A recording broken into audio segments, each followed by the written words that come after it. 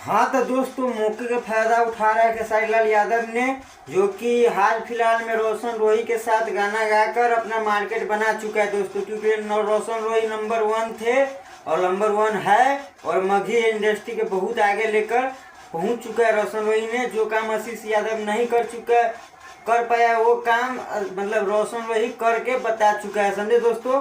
और बात रहेगा मेरा वीडियो के, तो दोस्तों आजकल नहीं आ रहा था कि थोड़ा था ना दोस्तों, लाइट के प्रॉब्लम था, समझे दोस्तों। लाइट आ नहीं रहा था, 5 दिन 6 दिन से लाइट नहीं आ रहा था, समझे दोस्तों। इन्वर्टर भी डाउन हो रखा था, समझे दोस्तों।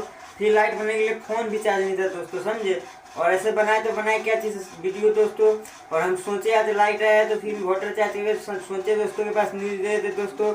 और हाल फिलहाल में दोस्तों पवन भैया LMC बन चुके हैं दोस्तों, जो कि बहुत बड़े पद पे, जो बीजेपी से उसको पार्टी से टिकट मिल चुका है, मिला नहीं दोस्तों, हो भी चुका है, समझे दोस्तों। ज्वाइनिंग भी हो चुका है दोस्तों।